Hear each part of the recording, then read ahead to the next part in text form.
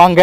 சரியா 6 மணியா இருக்கக்கூடிய அந்த நேரத்துல தீபம் ஏற்றக்கூடிய நேரத்துல அண்ணாமலையாருக்கு அரோகரா என்று 3 முறை நீங்க சொல்லணும். அப்படி சொல்லிட்டு உடனடியா நீங்க உங்க வீட்டுல தீபம் ஏற்றணும். இனி தீபம் எப்படி ஏற்றலாம்னு பார்க்கலாம். முதல் 2 தீபத்தை நீங்க உங்க வீட்டு வாசல்ல தான் ஏற்றணும். வீட்டு வாசலில் தீபம் ஏற்றிய பிறகுதான் பூஜை அறையில தீபம் ஏற்றணும். பூஜை அறையில முதல்ல உங்க வீட்டுல இருக்கக்கூடிய குத்து விளக்கை ஏற்ற வேண்டும். அதன் பிறகு நீங்க சிவபெருமான வழிபாடு செய்யறதா இருந்தா 5 தீபம் ஏற்றணும். முருகப்பெருமானை வழிபாடு செய்யறவராக இருந்தால் நீங்க சத்கோண கோலம் வரைந்து அதுல 6 விளக்க வச்சு விளக்கேற்றணும். குறைந்தபட்சம் 27 விளக்குகள் நீங்க ஏற்றணும். அதிகபட்சம் 100க்கு மேல எத்தனை விளக்குகள் வேண்டுமானாலும் நீங்கள் வீட்டில் ஏற்றலாம். வீட்டின் பூஜை அறையில இருந்து படுக்கை அறை, ஹால், பால்கனி உட்பட எல்லா இடத்திலேயும் நீங்க விளக்கேற்றலாம். இந்த தீப திருநாளில் உங்கள் வீட்டில் நீங்க ஏற்றக்கூடிய இந்த விளக்கு மங்கள விளக்காகும். அதிலிருந்து வரக்கூடிய மங்கள ஒளி உங்கள் வீட்டில் உள்ள